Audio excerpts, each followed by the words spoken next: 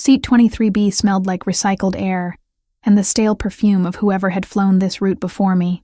I pressed my forehead against the oval window, watching Chicago's skyline shrink beneath us as Flight 2847 climbed into afternoon clouds. 3 days of pediatric conferences had left my mind oversaturated with data about infant development milestones and my body craving sleep that wouldn't come on this cramped flight back to Boston. The crying started 20 minutes after takeoff. At first, it was just background noise, the kind every frequent flyer learns to tune out. But this wasn't the typical fussy baby sound. This was distress, raw and escalating, the kind that made my professional instincts kick in before my exhausted brain could tell them to rest. I straightened in my seat, craning my neck to see past the curtain separating economy from first class. "Ma'am, please remain seated. We're still experiencing turbulence." The flight attendant's voice was polite but firm as she passed my row. I sank back, fingers drumming against the armrest. The crying continued, climbing in pitch and desperation. 30 minutes became 40.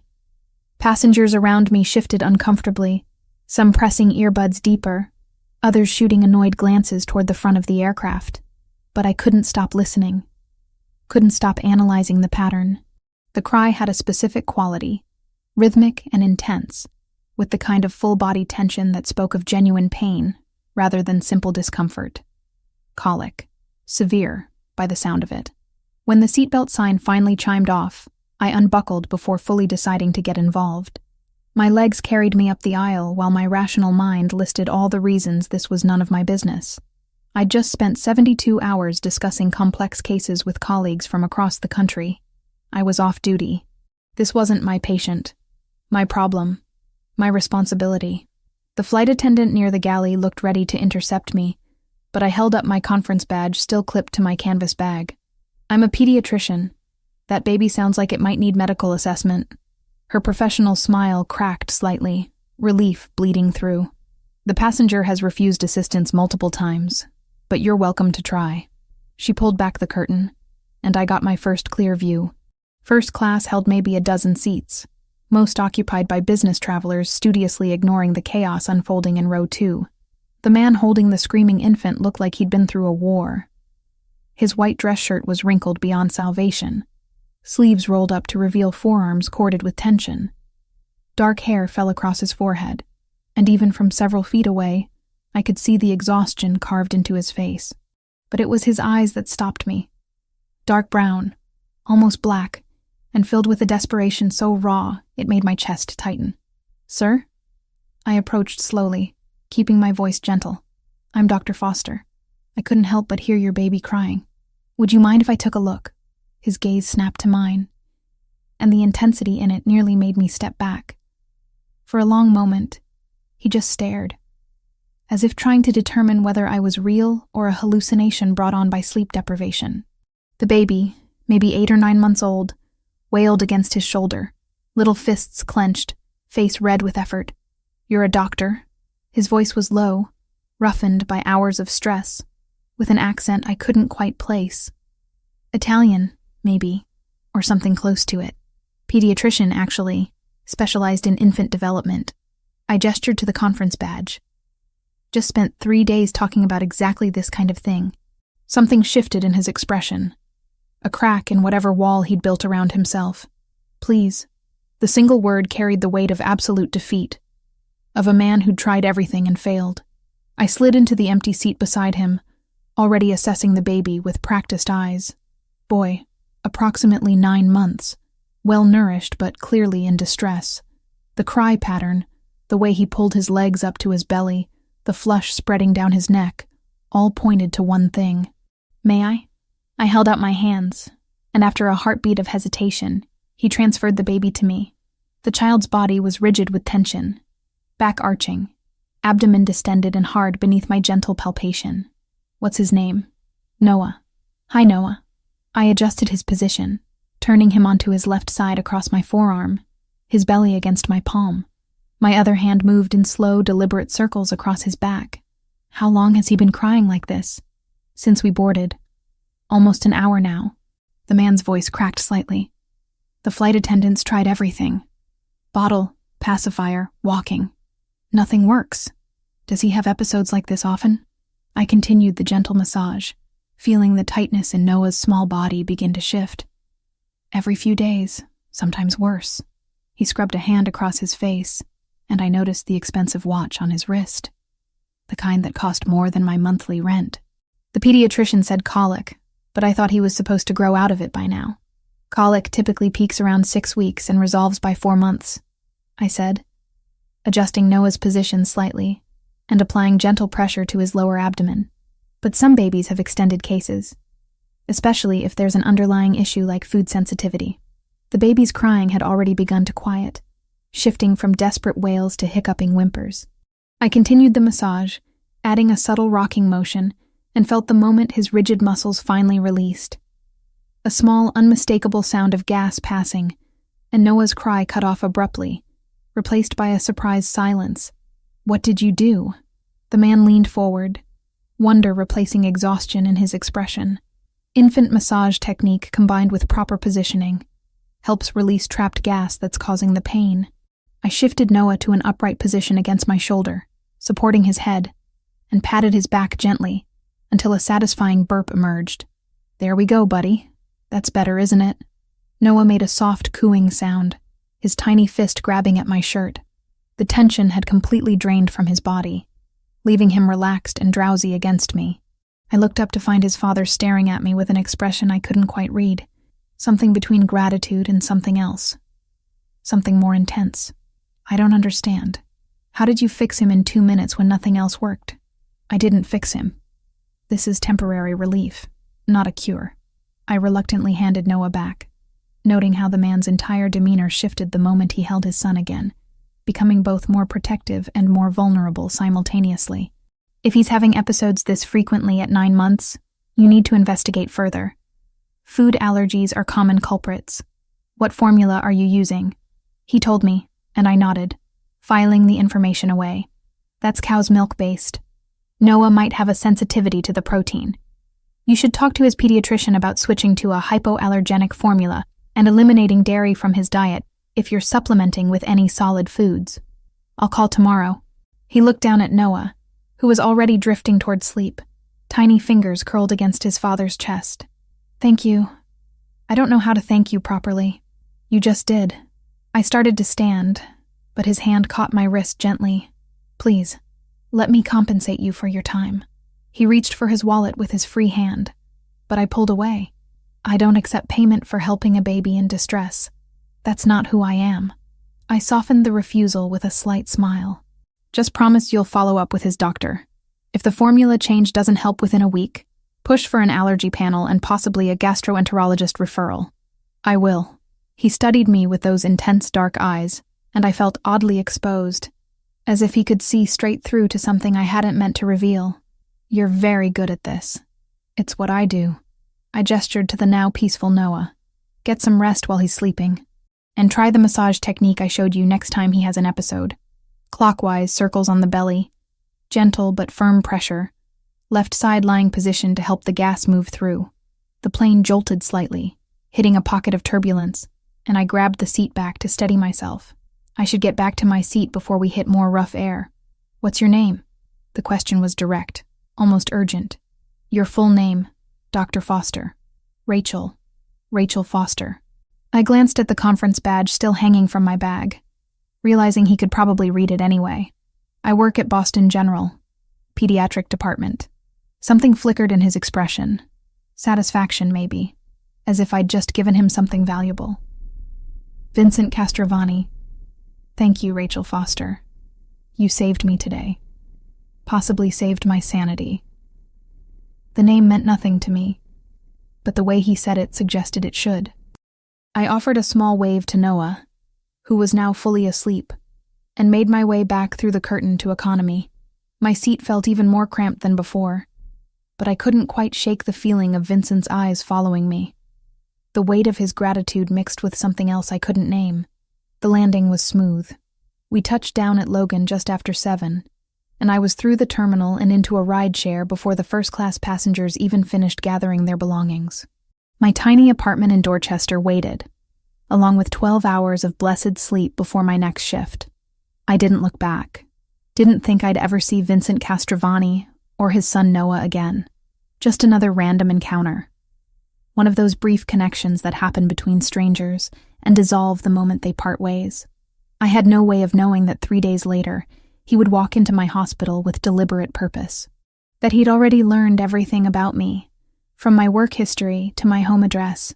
That the moment I'd touched his son, I'd stepped into a world far more dangerous than anything I could have imagined from my window seat in row 23B. Tuesday afternoon's shift at Boston General was the usual controlled chaos. I just finished explaining hydrocephalus treatment options to anxious parents when my pager buzzed with a new patient intake in exam room 4. The chart notation was sparse. Castrovani, Noah, 9 months. Follow-up for colic and feeding concerns. Requested Dr. Foster specifically. My steps faltered in the hallway. Castrovani. The name from the airplane. The exhausted father with the screaming baby who'd looked at me like I'd performed a miracle with nothing but my hands and some basic pediatric knowledge. But how would he even know I worked here? I'd mentioned Boston General during our conversation, but finding one specific doctor in a city this size should have taken more than casual effort. I pushed open the exam room door, and there he was. Vincent Castrovani looked different than he had on the plane. The wrinkled desperation had been replaced by composed control. His charcoal suit fit perfectly, clearly custom-made, and his dark hair was styled with deliberate precision. But those eyes, deep brown, almost black, held the same intensity I remembered. They tracked my entrance with laser focus, and something about the attention made my skin prickle with awareness. Noah sat on his lap, looking significantly better than during our flight. The baby's cheeks had color now, his eyes bright and curious as he gnawed on a rubber giraffe toy. Dr. Foster. Vincent stood, and the movement was fluid, controlled. Thank you for seeing us. Mr. Castrovani. I kept my tone professional, moving to wash my hands at the small sink. I have to admit, I'm surprised to see you here. How did you find me? You mentioned where you worked. His response was smooth, but didn't quite answer the question of how he'd requested me specifically from among dozens of pediatricians. Noah improved after the flight, but the episodes came back 2 days later. You were right about needing further investigation. I dried my hands and approached, letting Noah grab my finger with his tiny fist. His grip was strong, healthy. Tell me about the episodes since we last spoke. Frequency, duration, what seems to trigger them. Vincent described the pattern with remarkable detail for a father, noting times, Noah's reactions to different foods, sleep disturbances. As he spoke, I became aware of movement in the hallway outside. Through the small window in the door, I caught glimpses of men in dark suits positioned with unusual deliberation. Not medical staff, not other patients' families, security, private security. Mr. Castrovani, who are those men in the hallway? His expression didn't change. Precautionary measures. I have business interests that require certain protections. The phrasing was careful, revealing nothing while confirming everything. This man operated in a world where bodyguards were normal, where threats were constant enough to require armed personnel in a hospital pediatric ward. I should have been more cautious, should have excused myself and requested one of my colleagues take this case. Instead, I found myself more intrigued than frightened. I see. I turned my attention to Noah, conducting a thorough examination. Abdomen still tender in the lower quadrants, but the rigid tension from the flight was absent. Has he had any rashes? Diarrhea? Blood in his stool? No blood. Some diarrhea, greenish color. Small rash on his back that comes and goes. I nodded, pieces clicking together. I suspect he has a cow's milk protein allergy in addition to the colic. It's relatively common, but often missed because the symptoms overlap. The formula you mentioned on the plane contains dairy proteins that his system can't process properly. Vincent leaned forward slightly, and I caught the scent of his cologne, something expensive with notes of cedar and spice. How do we fix it? Switch to a hypoallergenic formula, the kind where the proteins are broken down into smaller components his body won't react to. Within a week, you should see significant improvement. I pulled out my prescription pad, writing down specific brands and dosages. But the transition needs to be monitored carefully. Babies can be sensitive to formula changes. Then monitor it. His voice dropped lower, taking on a quality that suggested he was accustomed to getting exactly what he wanted. "I'd like to hire you as Noah's private pediatrician. Full-time basis. Whatever your current salary is, I'll triple it." I set down my pen slowly. "Mr. Castrovani, I appreciate the offer, but I don't do private practice. My work here at the hospital serves families who can't afford specialized care. That matters to me." "Name your price." "It's not about money." "Everything is about money, Dr. Foster." He shifted Noah to his other arm, and the baby reached for him with complete trust. The gesture softened something in Vincent's face, a crack in the armor. "My son needs someone who understands his condition. Someone who can help him without making him suffer through trial and error with doctors who spend 10 minutes per appointment. You helped him in 2 minutes on an airplane. Imagine what you could do with proper time and resources." The argument was compelling, but something about the situation felt dangerous in ways I couldn't articulate. "I'll make you a counteroffer. Let me come to your home, do a complete assessment of Noah's environment, diet, routine. One comprehensive consultation where I can give you a detailed care plan. After that, you work with your regular pediatrician to implement it." Vincent considered this, his gaze never leaving my face. The scrutiny should have been uncomfortable, but instead felt strangely intimate, like he was cataloging every detail for later reference. "Fine, but the consultation happens at my residence where Noah is comfortable and where I can ensure privacy." Privacy. Another careful word choice that suggested this man's life involved things that needed to be hidden from public view. Against every ounce of common sense, I agreed. "When?" "Tonight. I don't finish my shift until 7. I'll send a car at 7:15. He pulled a business card from his jacket pocket, the cardstock thick and expensive. "Only a name and phone number. No company, no title. Call this number when you're ready. The driver will bring you to my property." Property. Not home, not house. Property.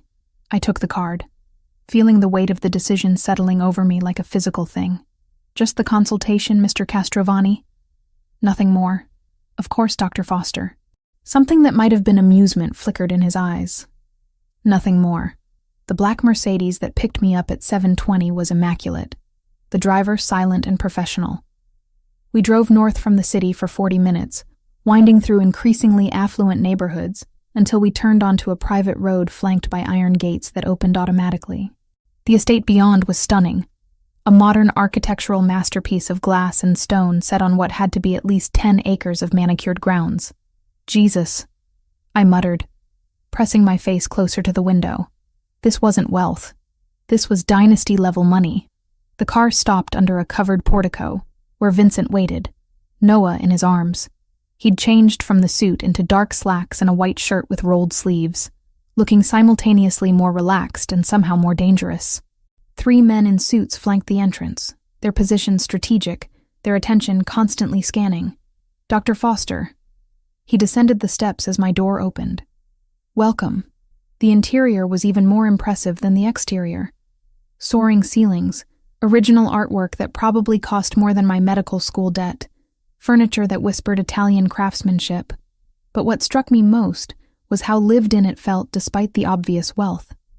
Baby toys scattered near a designer sofa, a bottle warmer on a marble console table. The juxtaposition of domestic life within this fortress. Vincent led me to a nursery that belonged in a magazine spread. State-of-the-art baby monitor system, hypoallergenic everything, temperature control that probably cost more than my car. I spent 90 minutes conducting the most thorough pediatric assessment of my career, while Vincent watched from a nearby chair, answering every question with precision, occasionally adding observations that showed how carefully he monitored his son's every detail. "You're right about the allergy," I concluded, making notes on my tablet. "We need to transition him to this specific formula over the next 5 days, gradually mixing it with his current one to avoid digestive shock.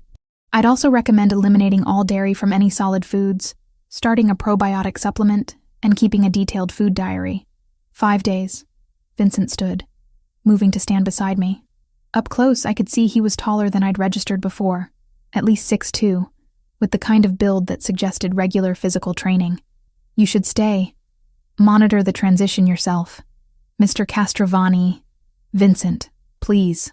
The intimacy of the request made my breath catch. Vincent, I can write extremely detailed instructions for your nanny or whoever helps with Noah's care. I don't have a nanny. I have household staff. But I take care of Noah myself. He paused, and something vulnerable crossed his expression. His mother died giving birth to him. Complications that no one anticipated. Choices that had to be made in seconds. For 10 months, it's been just us. The revelation hit me harder than it should have. This powerful, intimidating man was a widower raising his infant son alone, fumbling through parenthood while running whatever empire required armed guards and fortress-like estates. I'm sorry for your loss, I said quietly. But that doesn't change the fact that I have a job, responsibilities. 3 weeks. I'll pay you $75,000. That's more than enough to eliminate your student loans completely. He said it casually, as if that amount of money was insignificant.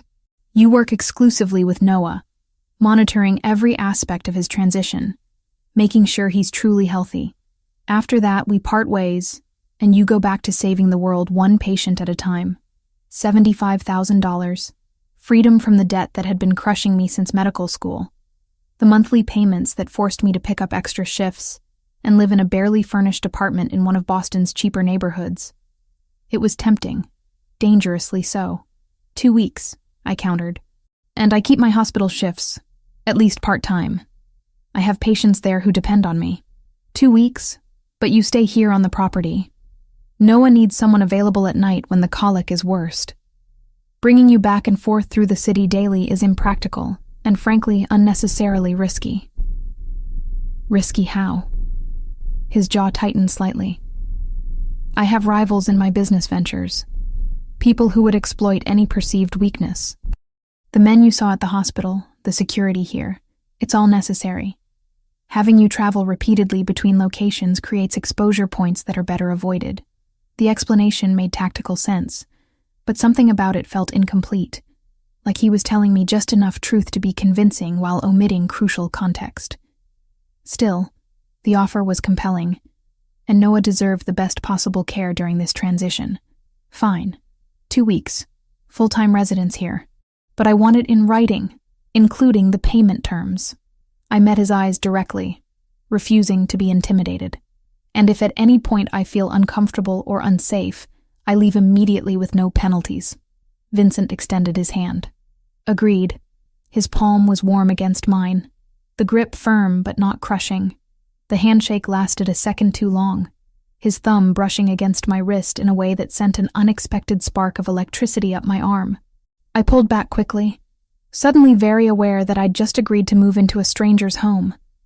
A stranger whose world included armed security and careful euphemisms about rivals and risks. I'll need to go home and pack some things, I said, trying to regain professional distance, and arrange coverage for my shifts. The car will take you now and bring you back tonight. I'll have the contract ready for you to review when you return. Vincent shifted Noah to his shoulder, and the baby made a contented sound, tiny fingers curling into his father's collar. Thank you, Dr. Foster. You're giving my son a chance at real health. That's worth more than money. As the Mercedes carried me back toward my apartment, I stared at Vincent's business card, running my thumb over the embossed lettering. I'd made my choice, signed onto something I didn't fully understand, all because a baby had cried on an airplane, and I couldn't walk away from helping him. I had no idea I'd just stepped into a world where help and danger were two sides of the same coin, or that the man who'd hired me was already planning how to keep me long after our 2 weeks ended. My guest suite was larger than my entire apartment in Dorchester. Floor-to-ceiling windows overlooked manicured gardens that probably required a full-time staff to maintain. The bathroom had heated floors, a rainfall shower, and toiletries that cost more per bottle than I typically spent on groceries in a week. Everything screamed wealth so profound it had stopped trying to impress anyone. I unpacked my single suitcase, feeling oddly out of place among such luxury. 2 weeks. $75,000. Then back to my real life. The first morning, I woke at 6 to find Vincent already in Noah's nursery, changing a diaper with the focused concentration of someone who'd taught himself through YouTube videos and desperation. He looked up when I entered, surprise flickering across his face. You're up early. Pediatricians don't sleep in. Babies certainly don't. I moved to the changing table, observing his technique. You're doing it wrong. The tabs need to be tighter or he'll leak through in an hour. Vincent stepped back without argument, watching as I demonstrated the proper method. Noah gurgled happily, tiny legs kicking. I've been doing it wrong for 10 months? Probably, but he's still alive and healthy, so you're doing fine overall. I finished fastening the fresh diaper and picked Noah up, pressing my nose to his belly until he giggled. Ready to start your new formula, little man? The transition went smoother than anticipated. I'd created a detailed schedule, mixing ratios that decreased the old formula by 20% each day, while increasing the hypoallergenic replacement. By day 3, Noah's digestive system had noticeably improved. The desperate crying episodes stopped completely. He slept longer stretches, woke up happier, gained weight at a healthy rate. But observing Noah's medical progress was only part of what I learned that first week. The Castrovani household operated with military precision beneath its domestic surface. Staff moved through the mansion on predictable schedules, always professional, always aware of Vincent's location. The chef prepared meals that appeared at exact times without anyone seeming to request them. Laundry vanished and reappeared clean and pressed. It was like living in a 5-star hotel where the machinery was invisible, except for the men with guns. They were everywhere once I started noticing. Not obviously threatening, not drawing attention to themselves, but present. 2 stationed at the main entrance, one patrolling the grounds visible through the western windows, another positioned near the garage.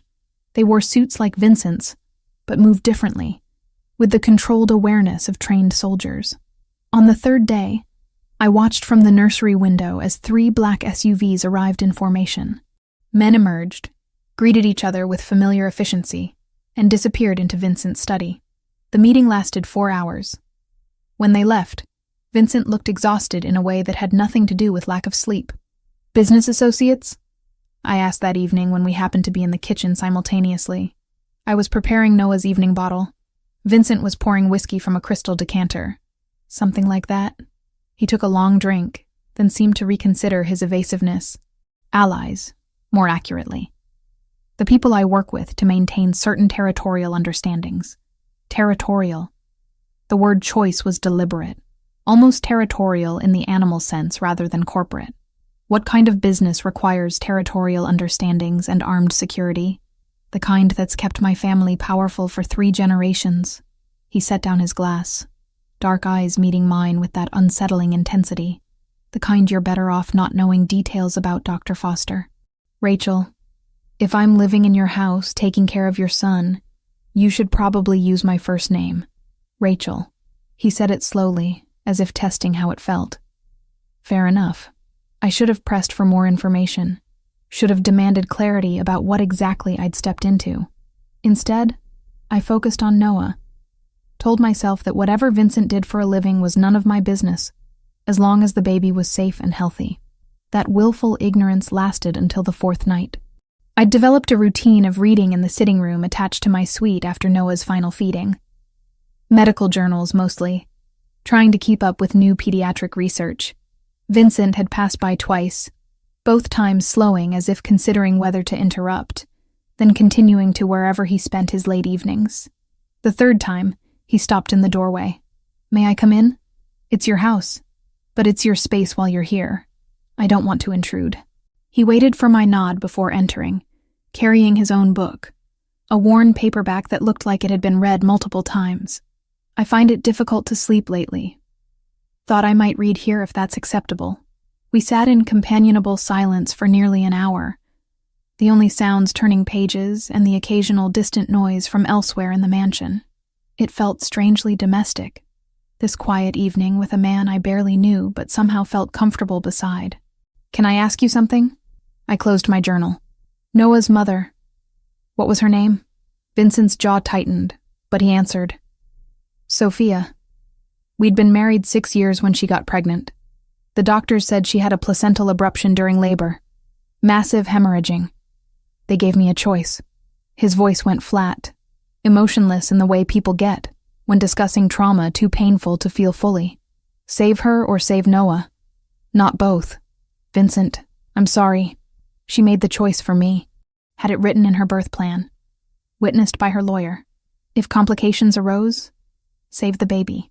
I held her hand while she bled out, knowing I was letting her die because she told me to. He looked at me then, and the raw grief in his expression made my throat tight. So yes, I'm perhaps too protective of him. He cost me everything I had. He has to be worth it. I crossed the space between us without thinking, sitting beside him on the leather sofa. He is worth it. And she knew that when she made her choice. You're not letting her down by struggling, Vincent. You're honoring her by keeping him alive and healthy, despite how hard it is. His hand found mine, fingers intertwining with surprising gentleness. Thank you for saying that. We stayed that way for longer than was probably appropriate. Hands clasped, both lost in our own thoughts about loss and survival. When I finally went to bed, my palm still tingled where his skin had touched mine. The shooting started at 2:17 a.m. I woke to the sound of car engines, raised voices, then the unmistakable crack of gunfire. My body reacted before my mind fully processed the danger, throwing off covers, running barefoot into the hallway. Noah's nursery. I had to get to Noah. Vincent was already there, scooping the crying baby from his crib with practiced speed. Come with me. Now. What's happening? No time. Move. His voice carried absolute authority, the tone of someone accustomed to being obeyed in crisis situations. He led us down the hallway to what I'd assumed was a linen closet.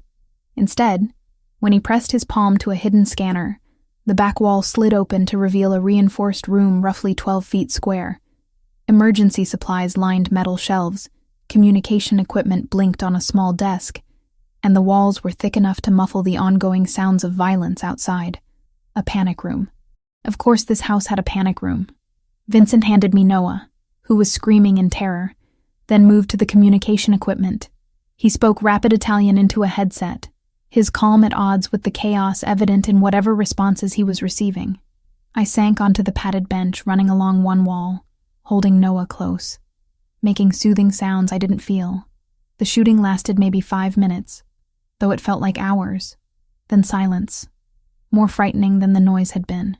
What if Vincent's security had lost? What if whoever attacked was now searching the house? Vincent finished his communication and sat beside us, taking Noah from my arms. The baby immediately calmed slightly, recognizing his father's scent and touch. It's over. They didn't breach the perimeter. My voice shook, despite efforts to control it. Who attacked us? A rival organization. We've been in conflict over territorial control of certain business operations along the East Coast. He rubbed Noah's back in slow circles, the movement automatic. They've been testing our defenses for weeks, looking for weaknesses. This was more aggressive than previous attempts. Testing your defenses. I repeated the words, trying to process them. Vincent, what exactly do you do?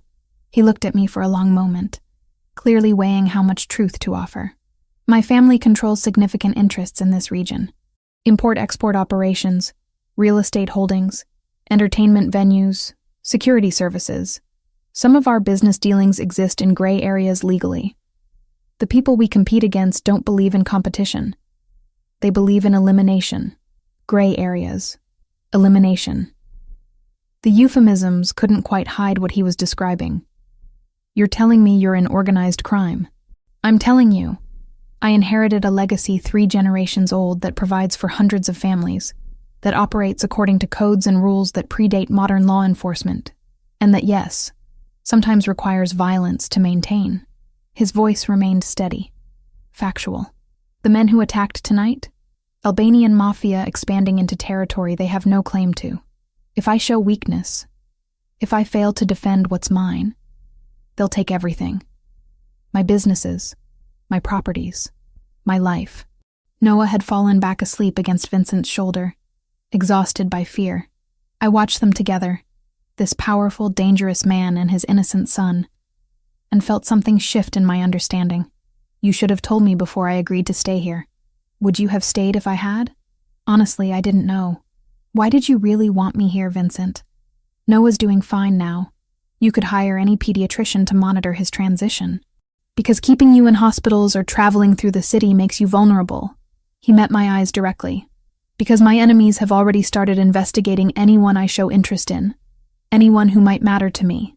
Because bringing you here, where I have complete control of security, was the only way I could be certain you'd be safe while Noah needed you. The admission hung between us, loaded with implications. I matter to you. You helped my son when no one else could. You showed up in my life exactly when I needed you most. Whether that's fate or coincidence, I don't intend to waste it. He shifted Noah to his other shoulder. You can leave tomorrow if you want. I'll pay you what I promised regardless. But Rachel, if you stay, you need to understand what that means.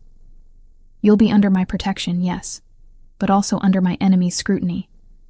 They'll see you as connected to me, potentially as leverage against me. I should have left.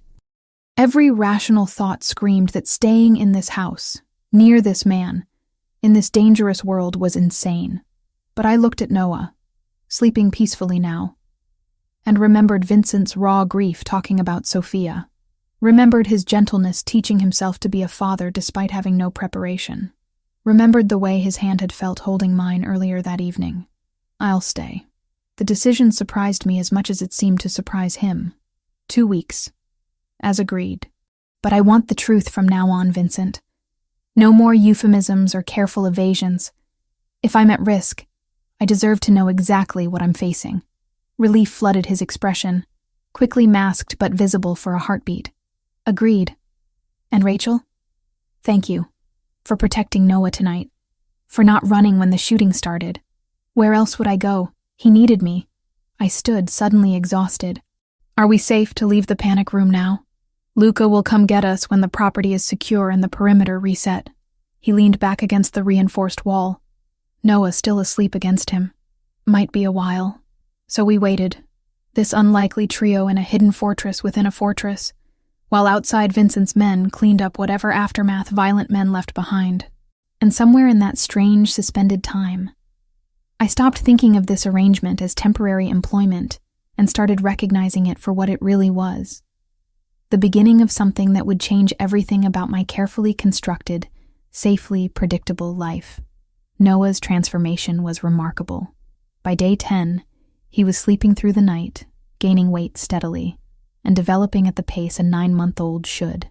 The desperate crying had become a distant memory, replaced by babbling attempts at communication and genuine smiles that lit up his entire face. Medically speaking, my job was complete, so why was I still here? The question nagged at me as I watched Vincent feed Noah breakfast on the 11th morning. He'd mastered the technique now, anticipating when the baby would turn his head or spit out bites he didn't like. The easy competence of his movements spoke to how far he'd come from that desperate father on the airplane. His weight gain is excellent, I said, reviewing the charts I'd been keeping. Formula transition is complete. Digestive system has stabilized. Developmentally, he's right where he should be. Vincent looked up from wiping pureed sweet potato off Noah's chin. But nothing. He's healthy, Vincent. You don't need a live-in pediatrician anymore. Something flickered in his expression, there and gone too quickly to identify. The 2 weeks aren't up yet. You agreed to stay the full duration. I agreed to monitor his transition. The transition is done. Then stay for me. The words came out quiet, almost vulnerable. These past 10 days have been the first time since Sophia died that this house has felt like a home instead of a mausoleum. Noah laughs now. You taught me how to make him laugh. I don't want that to end. The admission caught me off guard. Vincent, finish the 2 weeks, please. I'm not ready to go back to doing this alone. I should have insisted on leaving. Should have recognized that staying beyond medical necessity crossed professional boundaries I'd built my career respecting. Instead, I heard myself agreeing, telling myself it was just a few more days, that helping this family find stability was the compassionate choice. That night, Vincent knocked on my suite door around 10. I made coffee. Thought you might want some while you read. It became our routine. Evenings in my sitting room, both reading, occasionally commenting on something interesting, mostly existing in comfortable silence. On the 12th night, he asked about my parents. House fire, I said, the word still difficult 5 years later. Electrical fault in the wiring. They were asleep when it started. By the time neighbors called it in, there wasn't anything firefighters could do except contain the spread. Were you close? Very. My father was a literature professor. My mother taught elementary school. They were those rare people who genuinely liked each other even after 30 years of marriage. I traced the edge of my book cover. I was in my final year of medical school when it happened. Spent 6 months barely functional, just going through motions. My advisor wanted me to take a leave of absence, but staying busy was the only thing keeping me from falling apart completely. Vincent set down his drink. That's why you work so hard. Why you took extra shifts at the hospital, even though you were exhausted. You're running from the quiet. The observation was too accurate to deny. Maybe. Or maybe I just want to help people because I couldn't help them. You can't save everyone, Rachel. I know, but I can try to save the ones in front of me. I met his eyes. Like Noah, like you, in a way. You were drowning that day on the plane. I threw you a lifeline because that's what I do, and now I'm pulling you into water you don't know how to navigate. He moved from his chair to sit beside me on the sofa, the proximity sending my pulse racing. I should let you go, should send you back to your safe, predictable life before my world destroys you. I'm not as fragile as you think. I know. That's what terrifies me. His hand lifted, fingers brushing my cheek with devastating gentleness. You're strong and brave and so goddamn beautiful it hurts to look at you sometimes.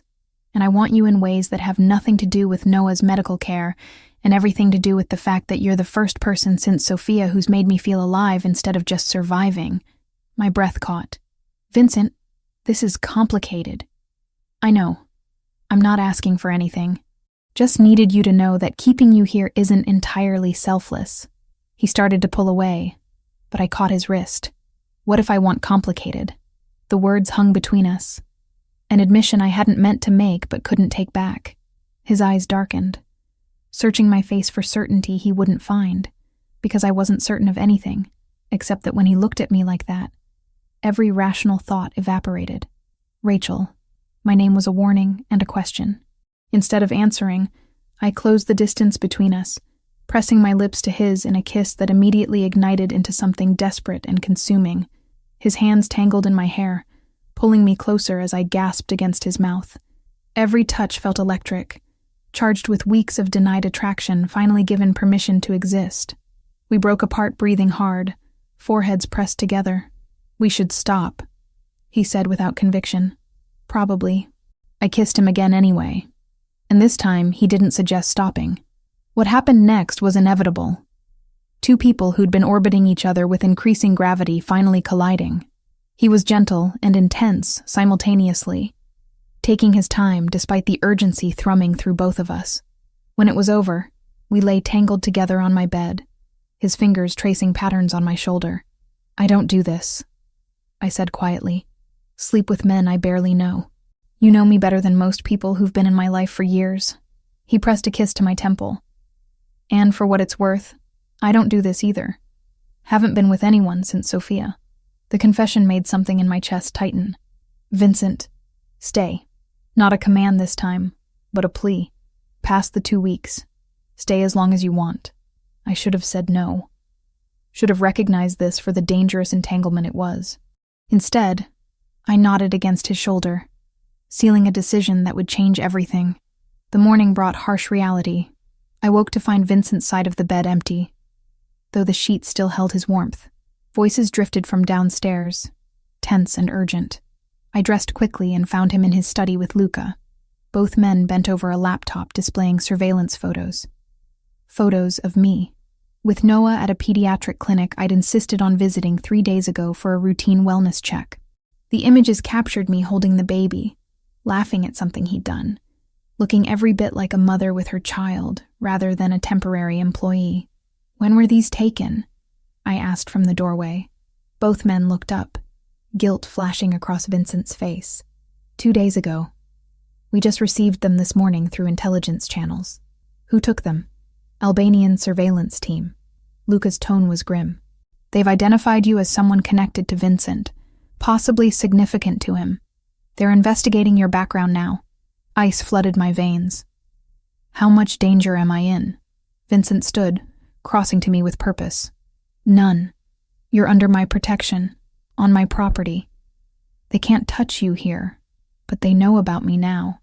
They'll use me to get to you. Let them try. His voice carried absolute certainty.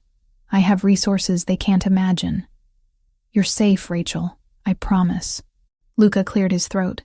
Boss, with respect, the smart move is to cut ties. Pay her out. Relocate her somewhere they won't look. Erase the connection before it becomes a liability. No. The word came out hard, brooking no argument. She stays. Vincent, this is exactly what we warned. I said no, Luca. Find another solution. The older man sighed but nodded, gathering his materials and leaving us alone. I wrapped my arms around myself, suddenly cold despite the room's warmth. Maybe he's right. Maybe I should go before this gets worse. Is that what you want?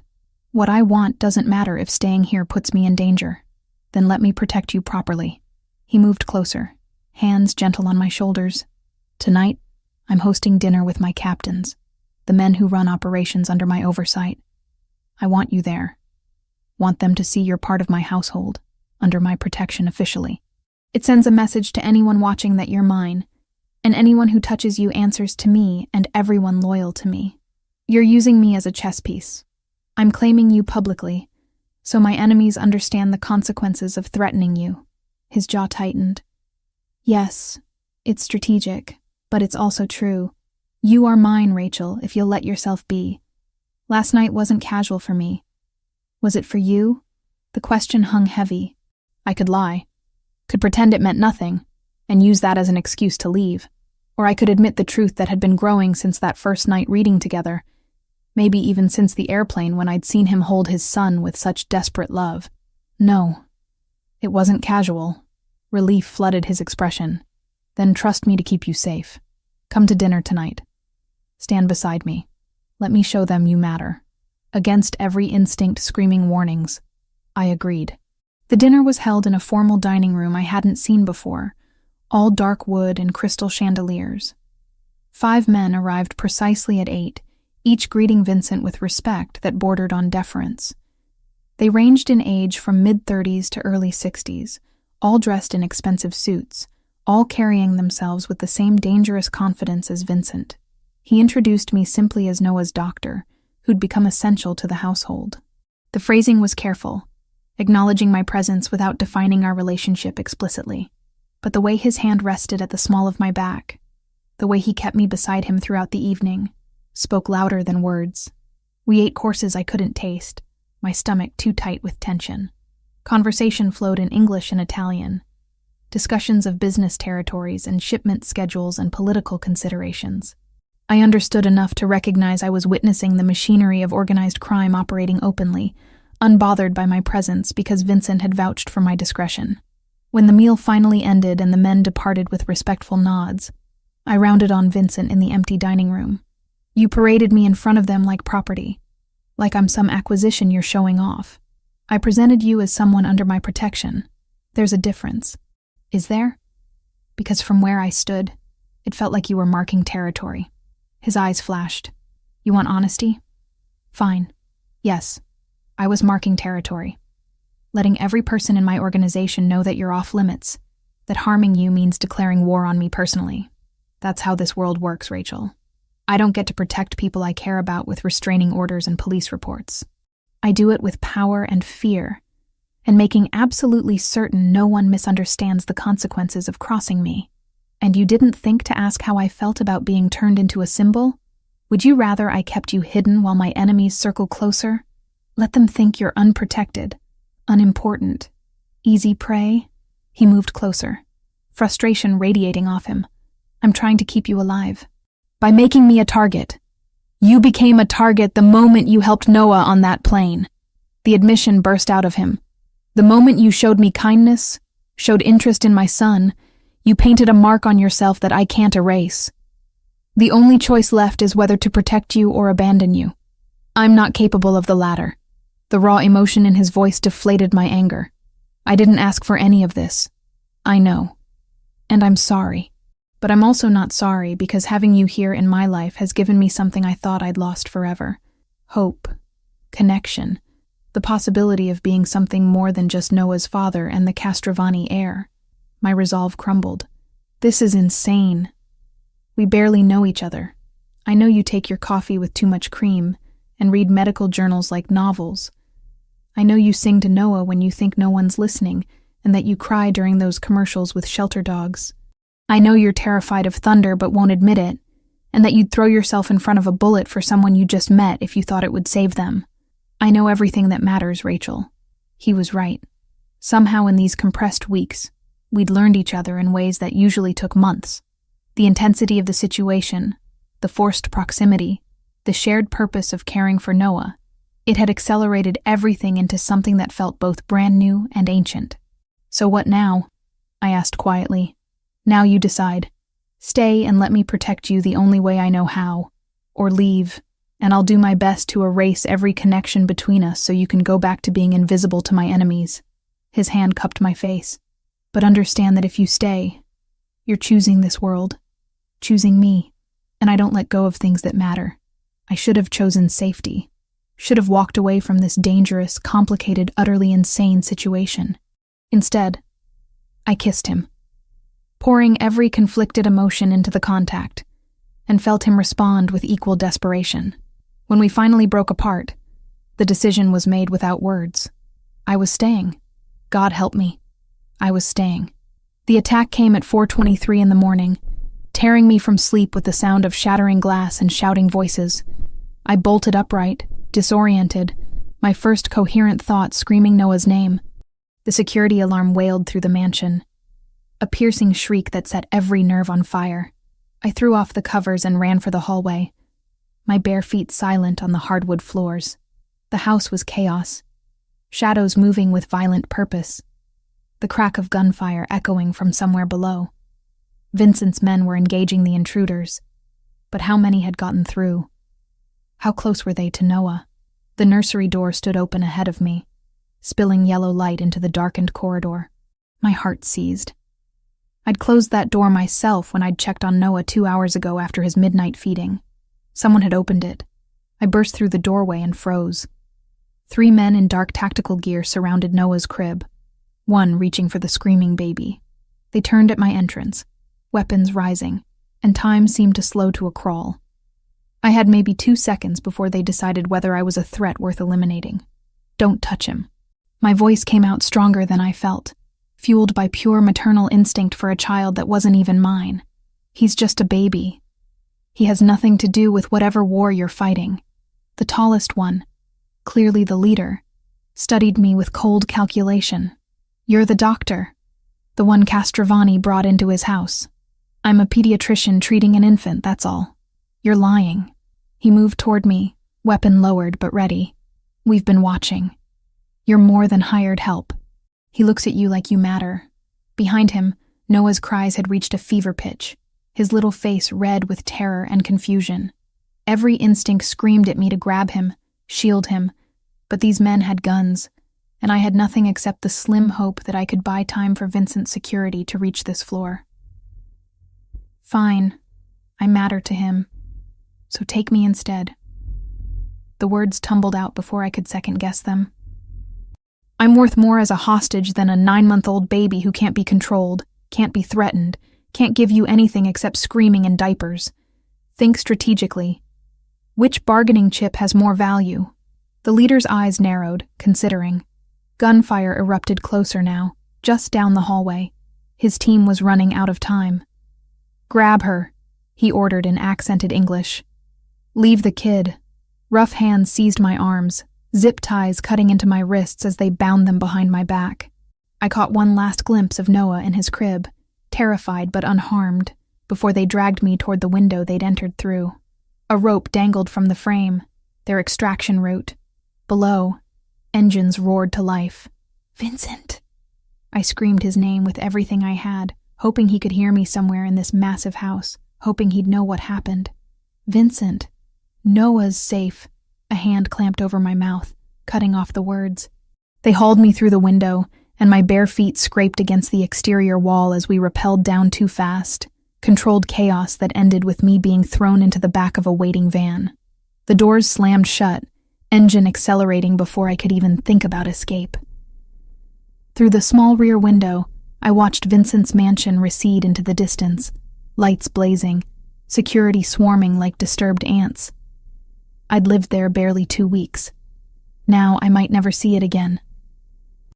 The warehouse they brought me to smelled like rust and stale water, somewhere near the docks based on the distant sound of ship horns. They zip-tied my ankles to a metal chair in what had once been an office, the furniture pushed against walls to create an empty interrogation space. 5 men rotated guard duty, speaking to each other in rapid Albanian that I couldn't understand but could read the tone of. Confident. Victorious. They'd gotten exactly what they wanted. Hours crawled past. No food. Minimal water. Questions I refused to answer about Vincent's operations, his security protocols, his weaknesses. When I stayed silent, they didn't beat me, didn't torture me physically. Instead, they described in graphic detail what would happen to me if Vincent didn't comply with their demands. The psychological warfare was almost worse than physical pain. $50 million. The leader, who I'd learned was named Drayton, said during one of his visits to my cell, plus complete withdrawal from 3 territories in Boston. That's what Castrovani's woman costs. I'm not his woman. I'm a doctor who helped his sick child. You live in his house, sleep in his bed, care for his son like he's yours. Drayton leaned closer, and I caught the sour smell of his breath. He'll pay. Men like Castrovani always pay when it's personal. I noticed his hand trembling as he gripped the chair back, the slight sheen of sweat on his forehead despite the warehouse's chill. Medical training kicked in automatically, cataloging symptoms. Tremor, excessive sweating, the fruity smell beneath the general staleness of his breath. Classic signs of uncontrolled diabetes, probably type 2 based on his age and build. How long since you've checked your blood sugar? The question came out before I could stop it. His eyes narrowed. What? You're diabetic. I can see it. The tremor in your hands, the sweating, the way you're breathing. When did you last eat? Take your medication. That's none of your concern. It is if you pass out from hypoglycemia and your men think I did something to you. They'd kill me before asking questions. I shifted in the chair, wrists aching from the zip ties. Or you could let me help. I'm a doctor, remember?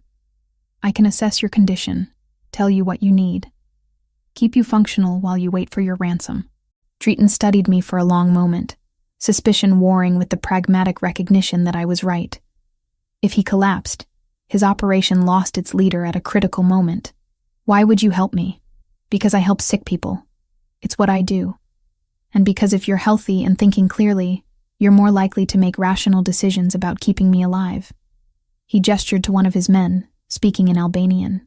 The man disappeared, returning minutes later with a basic first aid kit that included a cheap glucose meter. Drayton sat heavily in a chair across from me. Fine. But if you try anything, I'll kill you slowly. They cut the zip ties on my wrists long enough for me to prick his finger and check his reading. Dangerously high at 340. I explained in simple terms what it meant, what he needed to do. He had insulin in a cooler somewhere, poorly stored, but better than nothing. I calculated dosage based on his weight and current reading, watching as he administered it himself, not trusting me with a needle. You should test 3 times daily minimum, I said as they retied my wrists, looser this time. Adjust your insulin accordingly, and eat regularly. Stress spikes blood sugar, and you're clearly under stress. Because of your boyfriend starting a war over you. But there was something almost respectful in his tone now. You're strange, Dr. Foster. Helping your captor. You're a patient who needs medical care. The circumstances don't change that. Over the next 30 hours, they gave me slightly better conditions. Real meals instead of stale bread. A bathroom break every 6 hours. Permission to move around the office within limits. I used the freedom to observe everything. Guard rotations, weapons storage, the layout of the warehouse. Drayton checked his blood sugar religiously now, even consulting me about readings and adjustments. I also listened. Their Albanian conversations were still incomprehensible, but I caught repeated words that sounded like names, numbers that might be times or coordinates. And once, when they thought I was sleeping, I heard something that made my blood freeze. A conversation in broken English with someone on speakerphone. "Killer after?" one of Drayton's men asked. "Of course," came the response. Make it look like Castrovani's rescue attempt failed. He gets emotional, makes mistakes. That's when we finish him. They never intended to let me go. The ransom was a trap. Bait to lure Vincent into making exactly the kind of desperate move that would get him killed, and there was nothing I could do to warn him except hope that he was smart enough, careful enough, to see through their plan. On the second night, Drayton came to check on me personally. "Your man is gathering an army," he said, almost conversational. 5 families pledging support. It's impressive. Also futile. "Then why do you look worried?" His jaw tightened. "I'm not worried." "Yes, you are. Your blood sugar just spiked again. I can see it in your face." Fight or flight response. I leaned forward as much as the restraints allowed. Vincent isn't just some boss you can eliminate and walk away from. He has allies, resources, and absolutely nothing to lose when it comes to people he cares about. You took the wrong hostage, Drayton. You should have left me alone. Too late for regrets now. He stood, checking his weapon with practiced efficiency. Tomorrow ends this, one way or another. After he left, I sat in the darkness listening to distant sirens and my own racing heartbeat. Somewhere out there, Vincent was planning my rescue, and I had to find a way to survive long enough for him to execute it. Had to believe that the man I'd fallen for despite every rational objection was capable of beating odds that seemed impossible. Because the alternative, that I'd die in this warehouse without seeing him or Noah again, was something I couldn't let myself consider. Not yet. Not while I still had breath and hope and the stubborn determination that had gotten me through medical school, through my parents' death, through every impossible challenge life had thrown at me. I just had to hold on a little longer. The explosion of sound pulled me from fitful half-sleep. Not gunfire this time, but something bigger, more organized. Shouting in multiple languages, vehicles screeching, and then the unmistakable percussion of flashbangs detonating in rapid succession. The warehouse erupted into chaos. My guards scattered, weapons drawn, yelling commands I couldn't understand. Through the office's grimy window, I saw muzzle flashes lighting up the darkness like deadly fireflies. This wasn't another Albanian patrol. This was an assault, coordinated and overwhelming. Vincent had come for me. "Get down!" I dropped to the floor as bullets punched through the thin walls, showering me with splinters and dust. The zip ties on my ankles had been left relatively loose after days of compliance.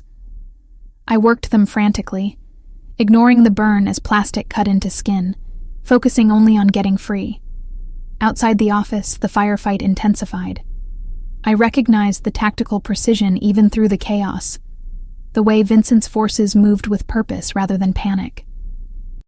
They were clearing the warehouse systematically, room by room, closing in on the center where Drayton had kept me isolated. A body hit the floor outside my door. Then another. The handle turned, and I pressed myself against the wall, grabbing the only weapon available, a rusted metal pipe from the corner that had once been part of the building's plumbing. The door crashed open. A man stumbled in, young, maybe 20, clutching his side where blood seeped through his tactical vest. Albanian, based on the patches. He saw me and raised his weapon with shaking hands. "Don't." I kept my voice steady despite my racing heart. "You're bleeding badly.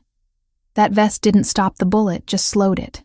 You need medical attention or you'll be dead in 20 minutes. His eyes widened, pain and fear mixing with confusion. "You're the doctor." "I am. And I can help you if you put down the gun."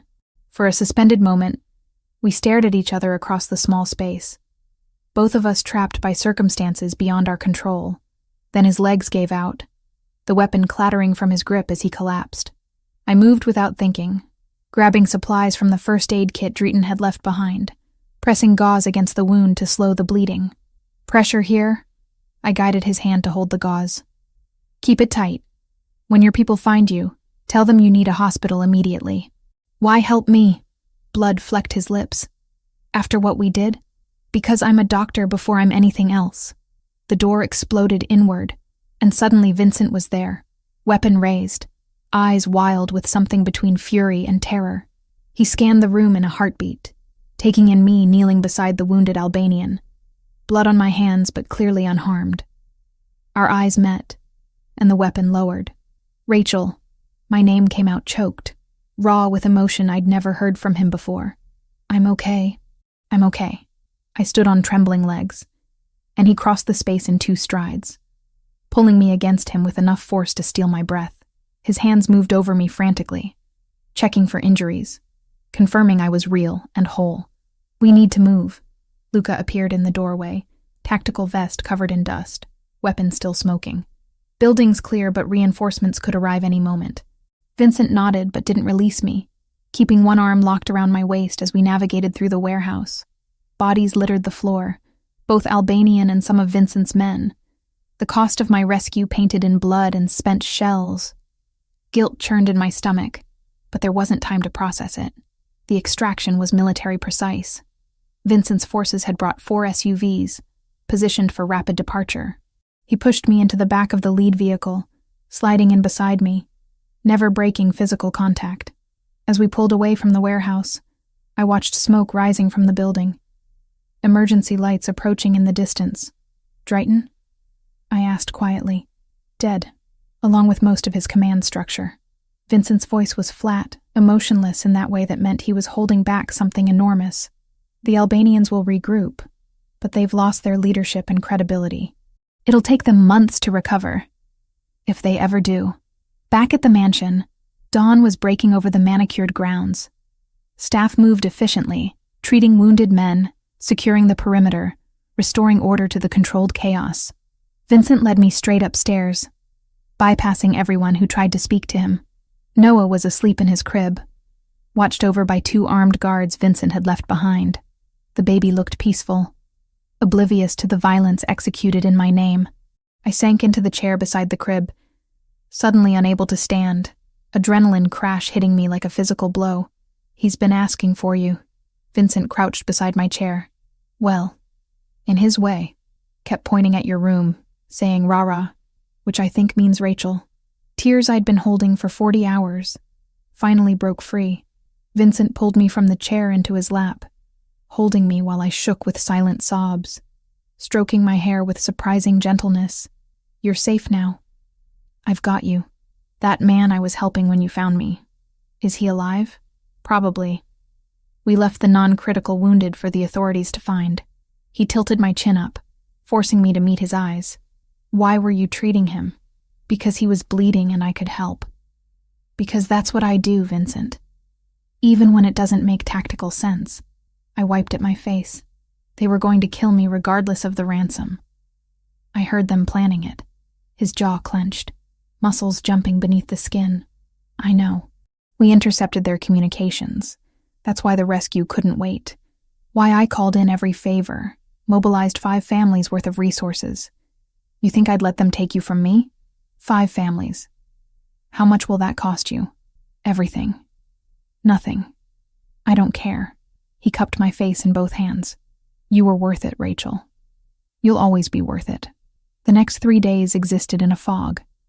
I slept fitfully, waking from nightmares of zip ties and warehouses and the cold certainty of death. Vincent stayed with me constantly, abandoning meetings and responsibilities to sit beside the bed, holding my hand through the worst of it. When I finally managed to eat something, he was there. When I cried without warning, he was there. When I needed silence, he provided it without question. Noah became my anchor to normalcy. Caring for him, maintaining his routine, gave me purpose beyond just surviving. On the 4th morning, I woke to find Vincent in the nursery, Noah on his hip, both of them watching me from the doorway. He missed you, Vincent said softly. We both did. I took Noah, pressing my face into his baby-soft hair, breathing in his innocent scent. He patted my cheeks with chubby hands, babbling his version of my name, and something in my chest eased slightly. Luca arrived that afternoon, his expression grim. Vincent met with him in the study, but left the door open, no longer hiding anything from me. I stood in the hallway, listening despite knowing I wouldn't like what I heard. The Albanians are regrouping faster than anticipated, Luca said. New leadership, more violent than Drayton.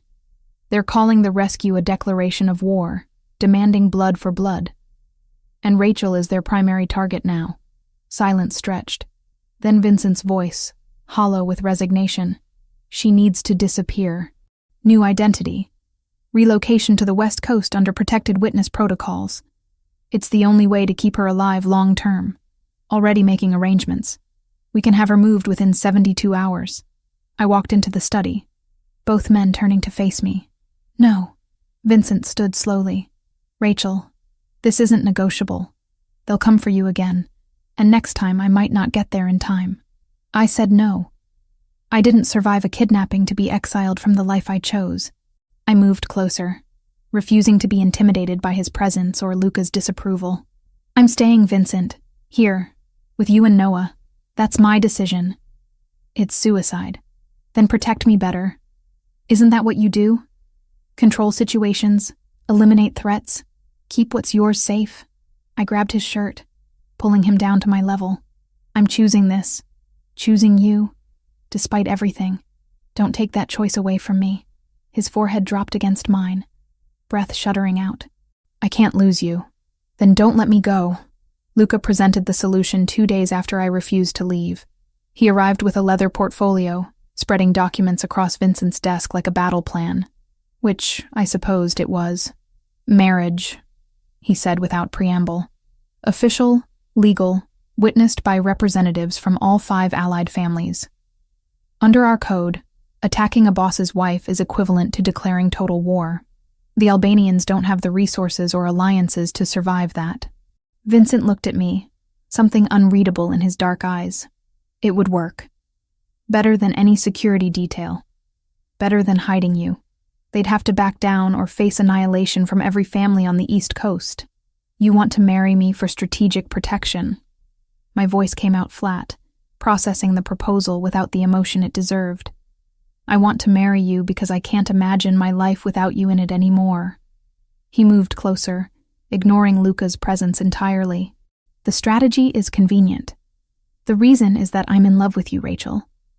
Have been since you calmed Noah on that plane. Maybe before I even knew your name. The declaration should have felt romantic. Instead, it felt weighted with necessity. A confession forced by circumstances rather than choice. And if there was another way to protect me, would you still want this? Yes. No hesitation.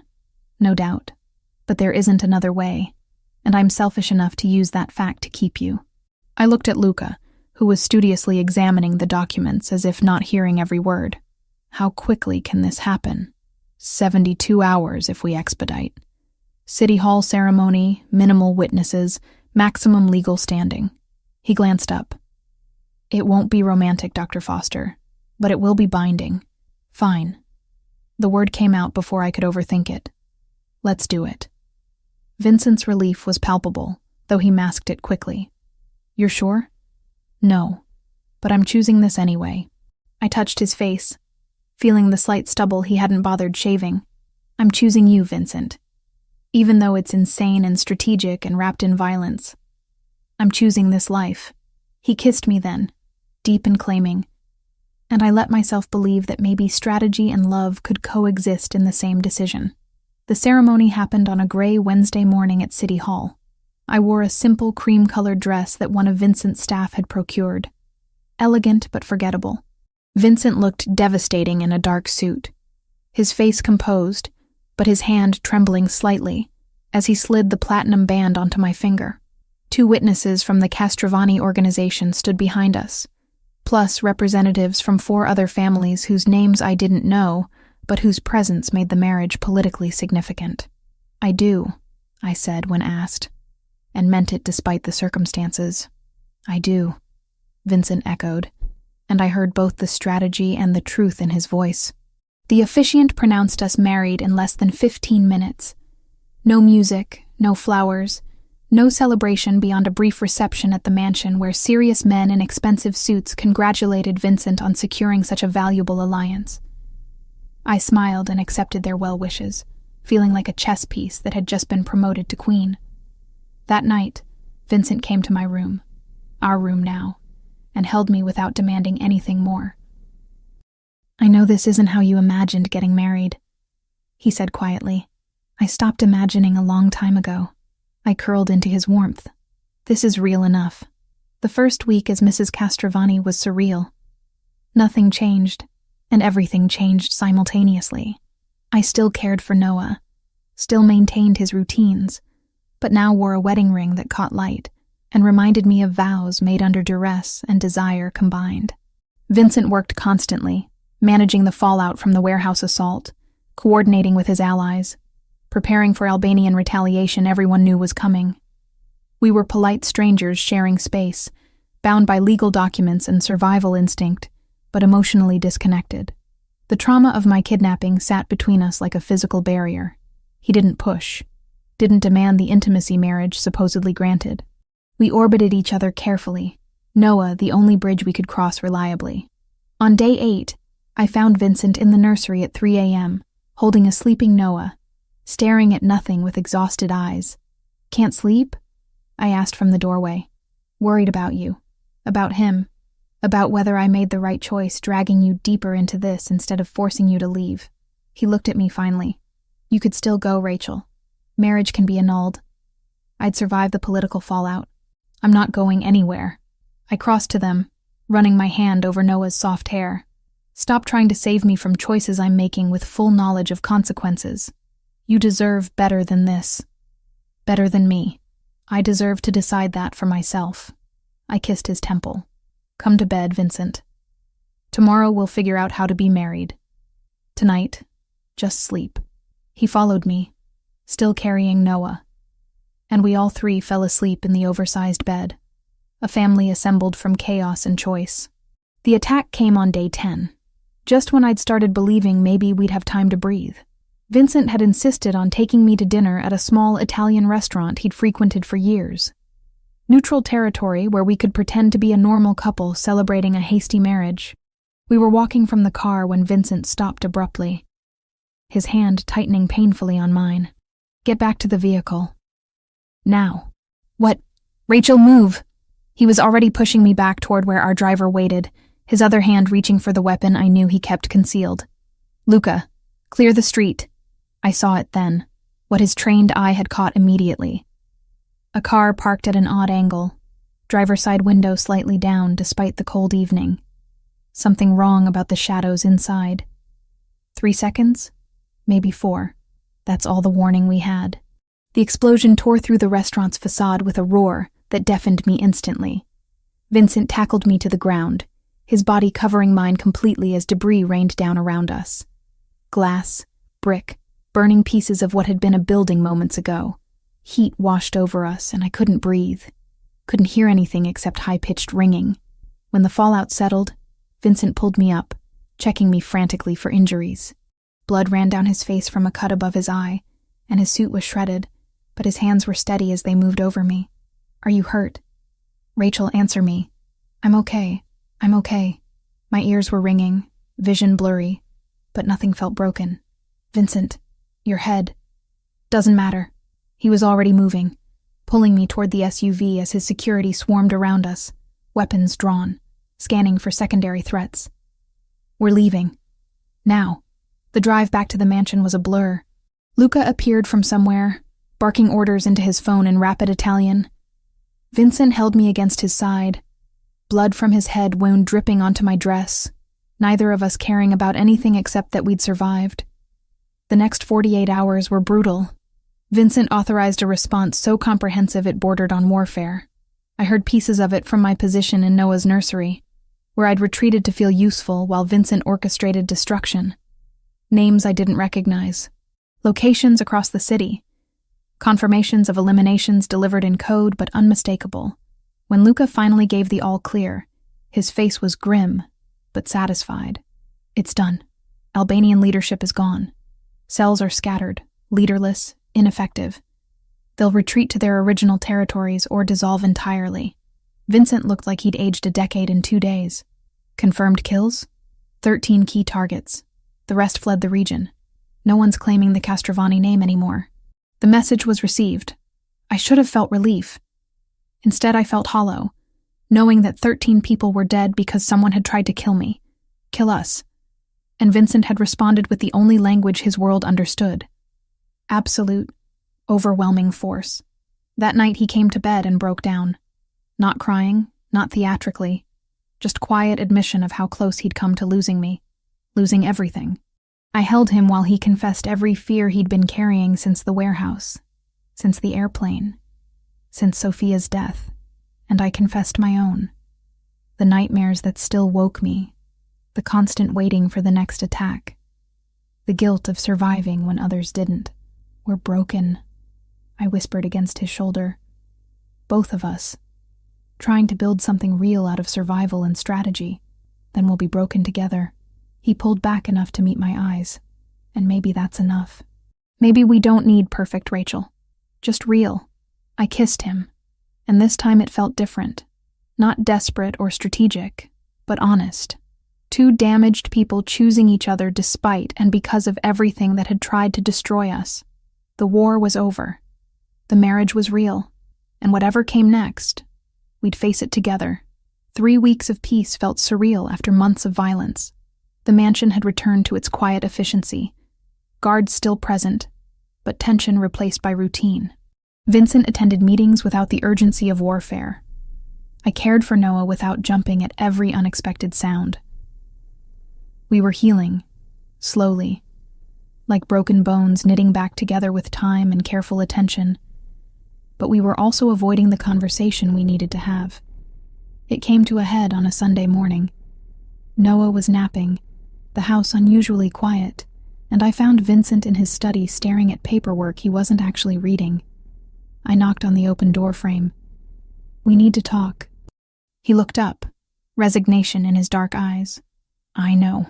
I closed the door behind me and sat in the chair across from his desk, the same chair where I'd negotiated my original 2-week employment. So much had changed since that conversation. "Tell me the truth, Vincent. All of it. When did you decide you wanted me here permanently?" He leaned back, fingers steepled beneath his chin. "The night on the airplane. When you calmed Noah with such easy competence and refused my money like it meant nothing. I watched you disappear into that terminal and knew I'd find you again." He paused. "Hiring you was strategic from the beginning. I needed you close where I could control the situation, protect you from threats you didn't even know existed. The medical care for Noah was real, but it was also an excuse. The admission should have angered me. Instead, I felt oddly relieved to finally hear him acknowledge what I'd suspected. And when did it stop being just strategy? It never was just strategy. His voice dropped. Maybe for the first few days I convinced myself it was practical, keeping you safe while benefiting Noah. But watching you with him, seeing how you treated my staff with respect, how you asked about my day like my answer mattered, somewhere in there I stopped pretending this was about security protocols.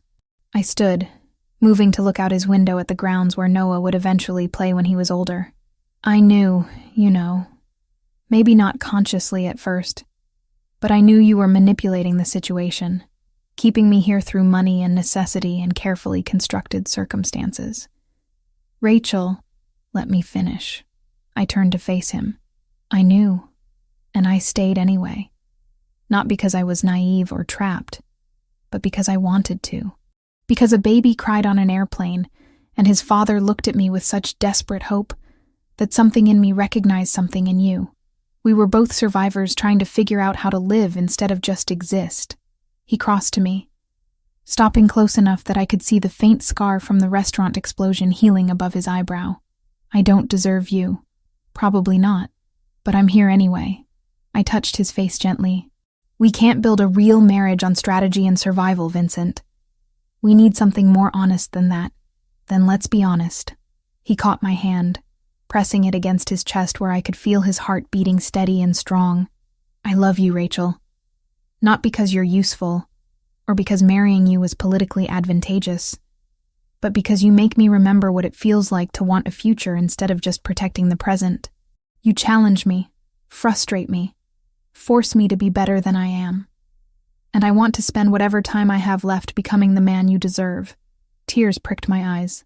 "I love you too, even though you're impossible and dangerous and you run a criminal empire. I love you because you're trying to be a good father despite having no example to follow. Because you read poetry when you think no one's watching, and you cry during sad movies, but pretend you don't.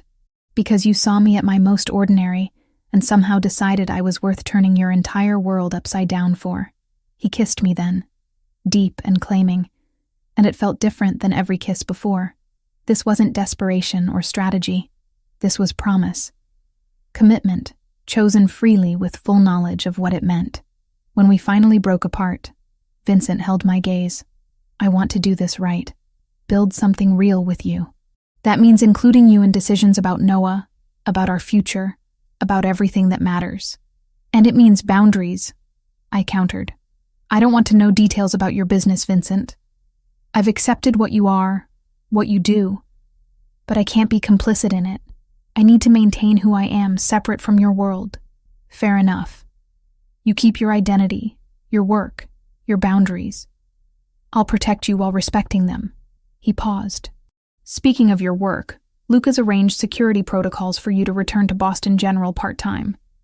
Discreet, but effective, if you want to go back. The offer meant more than he probably realized. Yes, I need that. Need to remember I'm a doctor first, everything else second.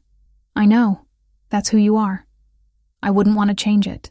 We spent the afternoon together with Noah, the three of us in the nursery where this had all really begun.